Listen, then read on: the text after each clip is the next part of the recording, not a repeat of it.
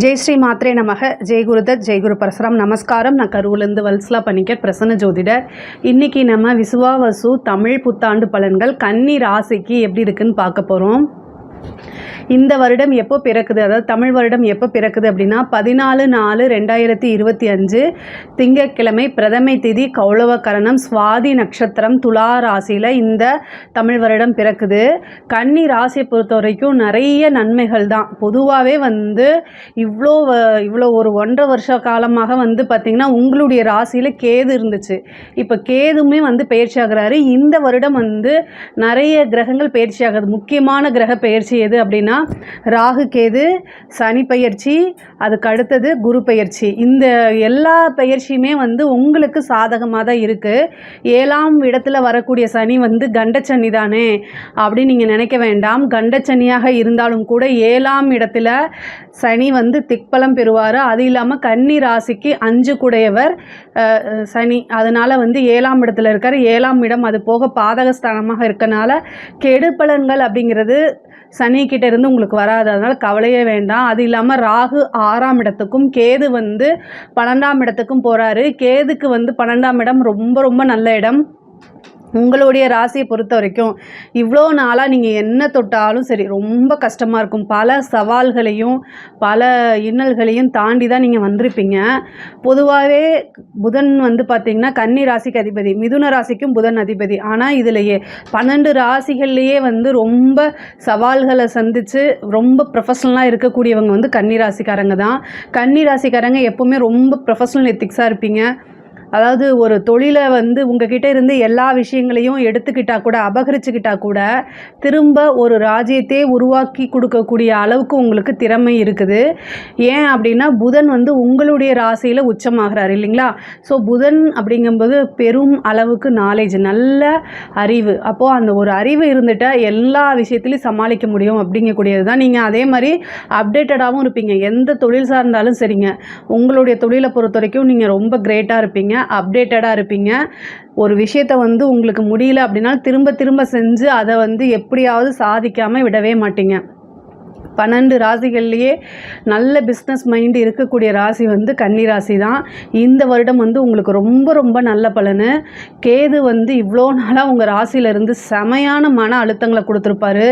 இன்னதான் இல்லை அப்படின்னு நீங்கள் சொல்ல முடியாத அளவுக்கு துயரங்கள் இருந்திருக்கும். இருந்தாலும் உங்களுக்கு இந்த கேது போகிறதே மிகப்பெரிய வெற்றின்னு தான் நான் சொல்லுவேன். மனம் மகிழ்ச்சியாக இருங்க, சந்தோஷமாக இருங்க. கன்னி ராசியை பொறுத்த வரைக்கும் நிறைய சாதிக்கக்கூடிய அமைப்புகள் இந்த வருடம் இருக்குது. நீங்கள் கரெக்டாக பிளான் பண்ணிக்கிட்டீங்க அப்படின்னா தொழிலில் மிகப்பெரிய லெவலில் உங்களுக்கு உயரம் தான், மிகப்பெரிய லெவலில் வளர்ச்சி. நீங்கள் மிகப்பெரிய லெவலில் பிரம்மாண்டமான வளர்ச்சி அப்படிங்கிறது இந்த சித்திரை மாதம்லேருந்து தான் உங்களுக்கு ஸ்டார்ட் ஆகுதுன்னு வச்சுக்கோங்களேன். ஏன்னா குரு உங்களுக்கு 10ஆம் இடத்துக்கு ராசிக்கு 10ஆம் இடத்துக்கு பார்த்திங்கன்னா 2ஆம் இடத்தை பார்க்குறாரு. அதே மாதிரி 4ஆம் இடத்தை பார்க்குறாரு, 6ஆம் இடத்தை பார்க்குறாரு. அப்போ தொழில் ரீதியாகவும் சரி உத்தியோக ரீதியாகவும் சரி நிறைய மாற்றங்கள் இருக்குது. எல்லாமே நீங்கள் நினச்ச மாதிரி நன்மையான மாற்றங்கள் தான், நீங்கள் விரும்பக்கூடிய மாற்றங்கள் தான். மாற்றம், முன்னேற்றம் இது கன்னிராசிக்கு இந்த ஒரு வருடத்துக்கு எப்போவுமே மாறாமல் இருக்க போது. மிகப்பெரிய லெவலில் நீங்கள் ஆகணும் அப்படின்னு நீங்கள் உங்களுக்கு ஒரு ட்ரீம் வச்சுருப்பீங்க இல்லையா, உங்களுக்குன்னு ஒரு சில கனவுகள் வச்சுருப்பீங்க இல்லையா, லட்சியங்கள் அடையிறது, இந்த மாதிரி விஷயங்கள் எல்லாமே இந்த வருடத்தில் உங்களுக்கு கண்டிப்பாக நிறைவேறும். பொதுவாகவே தொழில் ஸ்தானத்தில் தொழில் உங்களுக்கு 2ஆம் இடத்தை பார்க்கணும். தொழில் மூலிமா நல்ல வருமானம் வரும். அதே மாதிரி ஏற்கனவே இருந்த பார்ட்னர்ஷிப்லாம் விலகிறதுக்கு உண்டான அமைப்பு. அதே மாதிரி உங்களுக்கு புது பார்ட்னர் கிடைக்கிறதுக்கு உண்டானது. தொழில் தொடங்குறதுக்கு கடன், பேங்க்கு இவ்வளோ நாளாக ஏதோ ஒரு ரீசனால் லோனை ரிஜெக்ட் பண்ணுறது, சிபில் ஸ்கோர் பத்தாமல் இருக்கிறது, இந்த மாதிரி விஷயங்கள்லாம் இருந்துச்சு அப்படின்னா இந்த குரு பயிற்சியில் உங்களுக்கு அது எல்லாமே நிவர்த்தியாகி தொழில் தொடங்குறதுக்கு கடன் கிடைக்கும். அதே மாதிரி தொழிலுக்காக வாங்கின கடனையும் உங்களால் அடைக்க முடியும். அதே மாதிரி ஒரு தொழிலுக்காக வாகனம் வாங்குறது, ஒரு இடம் வாங்குறது, ஒரு பெரிய பிளேஸ் வாங்குறது, இந்த மாதிரி விஷயங்கள் எல்லாமே நடக்கும். உத்தியோகத்தில் இருக்கவங்களுக்கு இது ரொம்ப ரொம்ப சூப்பருங்க. உத்தியோகத்தில் இருக்கவங்களாம் நல்ல வளர்ச்சி, திடீர்னு ஒரு ப்ரொமோஷன் கிடைக்கும். நீங்கள் எதிர்பார்த்துருக்கவே மாட்டீங்க. உங்களுக்கு வர வேண்டியதில்லை, வேறு யாருக்காவது போக வேண்டியது உங்களுக்கு வந்து அதிர்ஷ்டம் மாதிரி லக் மாதிரி வந்து என்னென்னா உங்களுக்கு ப்ரொமோஷன் கிடச்சிரும். சேலரி இன்க்ரிமெண்ட்டு நீங்கள் எதிர்பாராத வகையில் நிறைய நல்ல மாற்றங்கள் இருக்குது. நான் இவ்வளோ நாளாக உங்களை அங்கீகரிக்கலைனாலுமே இப்போ நீங்கள் வேலை பார்க்குற இடத்துல உங்களுக்கு நல்ல அங்கீகாரம் பாராட்டுகள்லாம் கிடைக்கும். உங்களோட திறமைகளை வெளிப்படுத்துங்க, கண்டிப்பாக அதுக்குண்டான பலாபலன் உறுதியாக கிடைக்கும். சனியோடைய 7ஆம் பார்வை வந்து உங்களுடைய ராசிக்கு இருக்கனால சனியும் சந்திரனும், அதாவது நீங்கள் என்ன நட்சத்திரமாக வேணால் இருங்க, கன்னி ராசிக்காரங்க உங்களுடைய நட்சத்திரத்தில் மாதத்தில், அதாவது சனியோடைய பாதிப்பு குறையணும் அப்படின்னா, ஏன்னா சனியும் சந்திரனும் சேரும்போது பாசிட்டிவும் இருக்குது நெகட்டிவுமே இருக்குது. அப்போது இந்த சனியோடைய பார்வை சந்திரன் மேலே இருக்கும்போது உங்களுக்கு நிறைய வாய்ப்புகள் வரும். ஆனால் சம்டைம் என்னென்னா உங்களை அறியாமையே சோம்பேறித்தனம் வந்துடும். அந்த சோம்பேறித்தனத்தை தவிர்க்கிறதுக்கு நீங்கள் என்ன பண்ணணும் அப்படின்னா, சனி வந்து உங்களுடைய ராசியை பார்க்குது இல்லையா, அப்போ வந்து அன்னதானம் கொடுக்கணும். யாராவது ஒரு நபருக்கு, அதாவது வயதானவர்களாக இருக்கணும், அவங்க உண்மையிலேயே பசி உள்ள நபர்களாக இருக்கணும். சில பேர்லாம் வந்து சாப்பாடை வாங்கிட்டு அதை கொண்டு போய் விற்றுட்டு அந்த காசை வாங்கி ட்ரிங்க்ஸ் போட்டு போயிடுவாங்க. அந்த மாதிரி இதுக்கு நீங்கள் தயவுசெய்து என்கரேஜ் பண்ணாதீங்க. உண்மையாலுமே ரொம்ப நீங்கள் வாங்கி கொடுக்குறது, அவங்க என்ன கேட்டாலும் வாங்கி கொடுங்க. இட்லி கேட்டாலும் சரி, பிரியாணி கேட்டாலும் சரி, ஒருத்தருக்கு உங்களுடைய உழைப்பில் இருந்து ஒரே ஒருத்தருக்கு சாப்பாடு வாங்கி கொடுங்க. அவங்க உண்மையாலுமே நல்லபடியாக சாப்பிட்டு மன மகிழ்ச்சி ஆயிட்டாங்க அப்படின்னாலே சனியோடைய பிளெஸ்ஸிங் ஈஸியாக கிடச்சிரும்.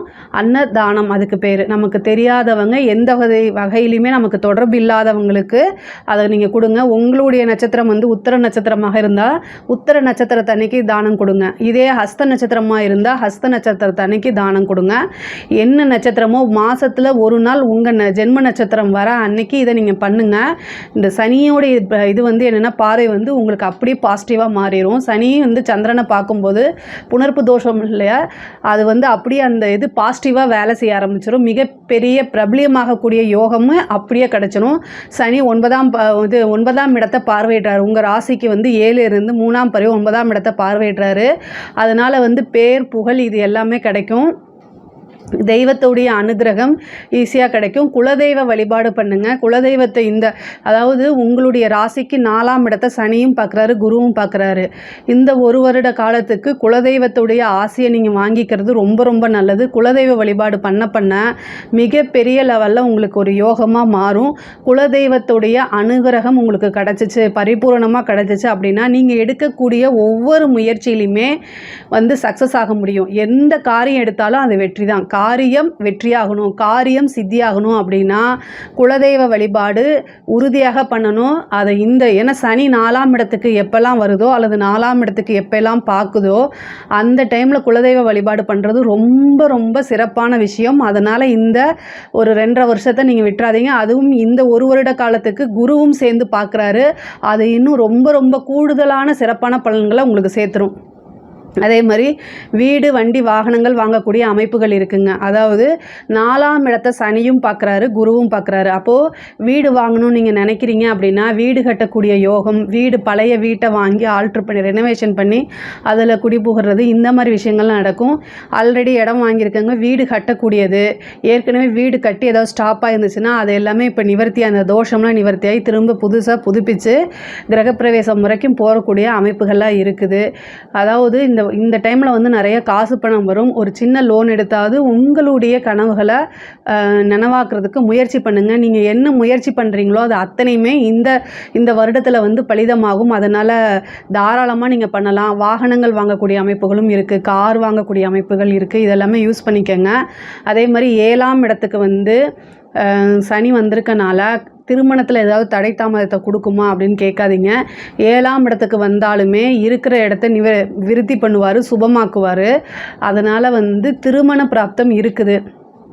இந்த காலகட்டத்தில் நீங்கள் திருமணம் பண்ணால் ரொம்ப நல்லது தான். நீங்கள் 7ல் கண்டச்சனியாக இருக்கும்போது பண்ண மாட்டேன் அப்படிலாம் நீங்கள் நினைக்காதீங்க.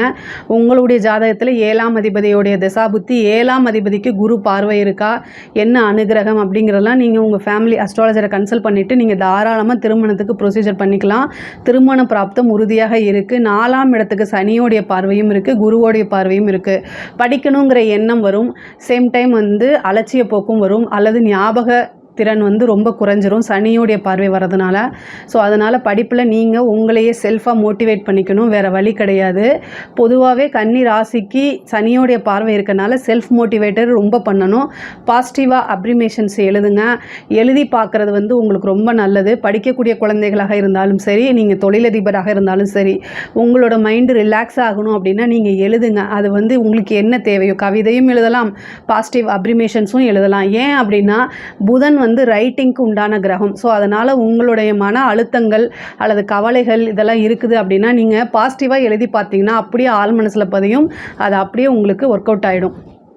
இதுக்கு அடுத்தது பெண்களை பொறுத்த வரைக்கும் ரொம்ப சூப்பர். நீங்கள் நினச்ச காரியங்கள் எல்லாமே சக்ஸஸ் ஆக போகுது. இந்த காலகட்டம் வந்து உங்களுக்கு வந்து மிகப்பெரிய லெவலில் ஒரு யோகமாக மாறப்போகுதுங்க. நீங்கள் என்னென்னலாம் நினைக்கிறீங்களோ அத்தனை விஷயங்களையுமே நீங்கள் கடுமையாக முயற்சி செய்யும் பட்சத்தில் உங்களுக்கு வெற்றி அப்படிங்கிறது உறுதி செய்யப்பட்டது, நிச்சயிக்கப்பட்டதுன்னு வச்சுக்கோங்களேன். இவ்வளோ நாளாக ஏதாவது நீங்கள் செய்வீங்க, அது தடை, அதனால் மன உளைச்சல், என்னடா இப்படி இருக்கே அப்படின்னு நீங்கள் நினைப்பீங்க. பட் ஆனால் இந்த காலகட்டத்தில் நீங்கள் ஒரு பிஸ்னஸ் ஸ்டார்ட் பண்ணுறதா இருந்தாலும் சரி, ஒர்க் பண்ணுறதா இருந்தாலும் சரி, சூப்பராக இருக்குது. உங்களுக்கு உங்கள் ராசியை விட்டு ராகுக்கு எதெல்லாம் போயிருச்சு. கணவன் மனைவியோடு இருந்த பிரச்சனைகள்லாம் நீங்கி சுமூகமான ஒற்றுமை இருக்கும். குடும்பஸ்தானத்தை குரு பார்க்குறனால குடும்பத்தில் இருந்த பிரச்சனை, சண்டை சச்சரவுகள்லாம் நீங்கி குடும்ப ஒற்றுமை, சுமூகமான உறவு இது எல்லாமே இருக்கும். குடும்ப நபர்களும் உங்களை புரிஞ்சுக்கிட்டு குடும்ப நபர்கள் வந்து உங்களை நல்லா அண்டர்ஸ்டாண்ட் பண்ணிக்கிட்டு உங்களுக்கு ஹெல்ப் பண்ணுறதுக்கு இந்த டைமில் வந்து தயாராக இருப்பாங்க. அவங்கக்கிட்ட நல்ல இணக்கமான ஒரு சூழ்நிலையை உருவாக்கிட்டு உங்களை நீங்களே முன்னேற்றிக்கிட்டு அவங்களையும் கூட கூட்டிகிட்டு போங்க. அது ரொம்ப ரொம்ப நல்லது.